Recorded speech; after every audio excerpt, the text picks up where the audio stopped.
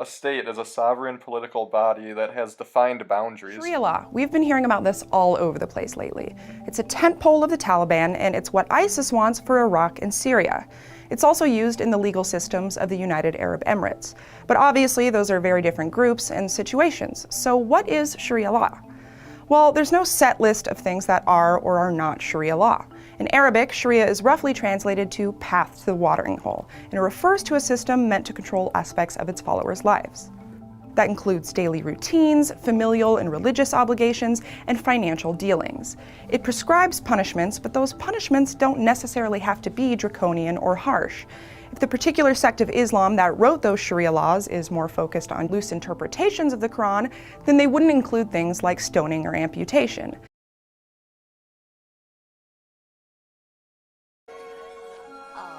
You must be hungry.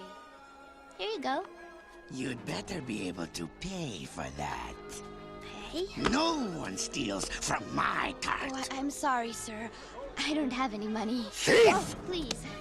If you let me go to the palace, I can get some from the Sultan. Do you know what the penalty is for stealing? No! No, please! Oh, thank you, kind sir.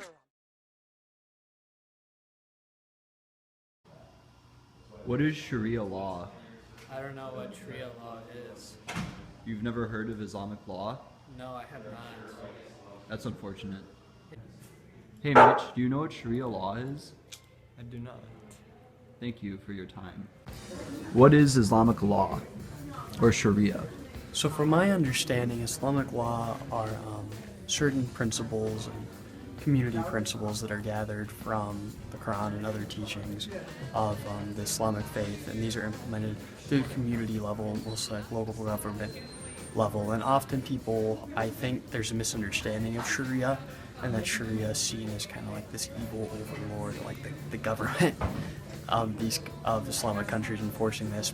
And I think it's often mixed up with Islamism and the idea that that there can be an Islamic strain in government and like some sort of Islamic influence in a government.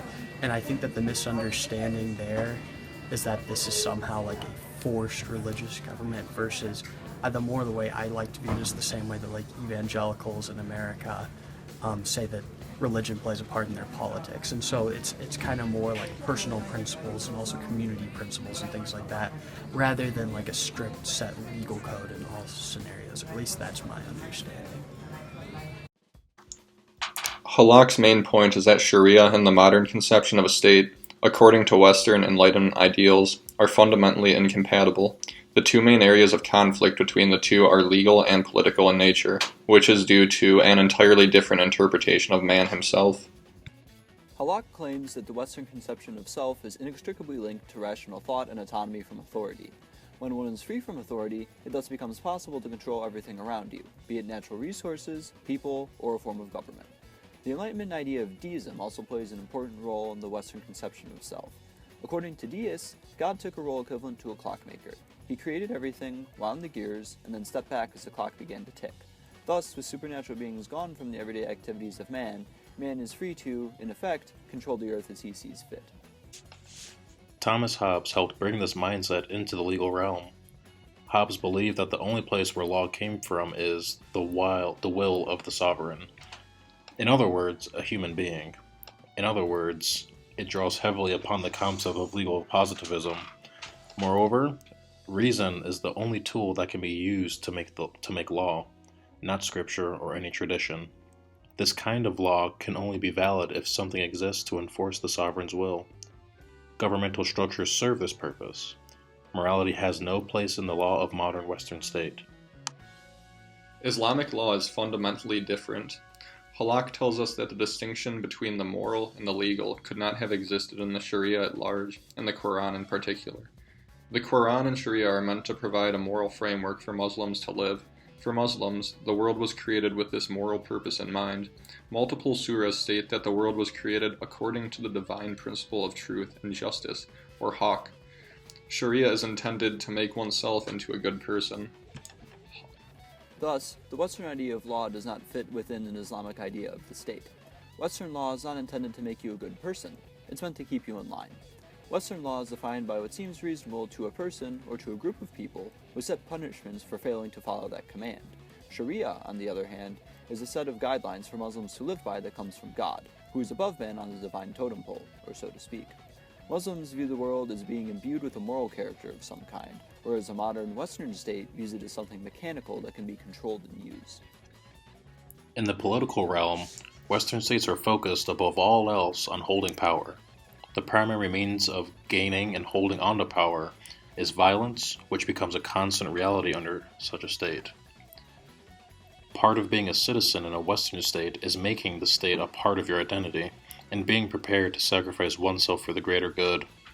This often comes in the form of conscription or military service, and a punishment if one fails to heed that call. This is true even in the United States. If there is a draft and you do not serve, you'll be thrown in jail. This differs from an Islamic state. Islamic political entities in the past never required Muslims to make that level of sacrifice. An Islamic state focuses on keeping people devoted to God. Halak stated that ordinary Muslims did not even have to engage in war. Wars were waged primarily by slaves who were trained to be soldiers from birth. When two Muslim kingdoms went to war, the slaves did all of the fighting. Muslims are only required to fight when a call for jihad was made. Furthermore, a jihad was only used when fighting against non-Muslims, and even then, slave soldiers were still the mainstay of the armed forces. Jihad also was not a Muslim's foremost obligation. Muslim debtors were not allowed to wage jihad until they had repaid what they owed. Parents were even allowed to veto their child's involvement in a jihad if they saw fit. There is also no earthly punishment for not joining the jihad. It may not necessarily look good on your resume in the afterlife, but there is no earthly punishment for it. The state couldn't care less about moral obligations or reservations. Sacrifice for the government is expected as a citizen's paramount duty. An Islamic state still expects devotion to God to remain the highest priority. An incorrect view held by many is that Daesh, or ISIS, constitutes a modern Islamic state. This is completely wrong. The so-called caliphate in Iraq and Syria is not anywhere close to being an Islamic state as conceived by Wael Halak. ISIS uses Quranic surahs like 538 as guidance for punishments. Thus, if ISIS was to be a truly Islamic state, they would be focused on making their citizens' lives better. But cutting off someone's limb for stealing uses a Western conception of law applied with a Quranic punishment. ISIS used their own rational wills to determine that stealing was not acceptable and that it needed to be punished. Even though it comes from a Quranic verse taken out of context, the rationale behind this punishing behavior is Western in nature, not Islamic.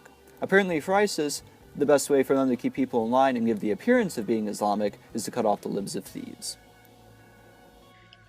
ISIS recruitment also shows how they failed to conform to Halak's notion of an Islamic state. ISIS attempts to recruit young people online and pull them away from their families. This clearly goes against historical precedent of jihad, where families held tremendous sway over whether or not their children went to fight. ISIS also violates a different precedent of jihad by requiring, and even encouraging, its fighters to make the ultimate sacrifice of their lives for the caliphate. As we saw in Halak's article, this level of sacrifice is only seen in a Western state. Thus, ISIS is merely a Western-style state that selectively incorporates the Quran and certain Islamic beliefs into their governmental structures.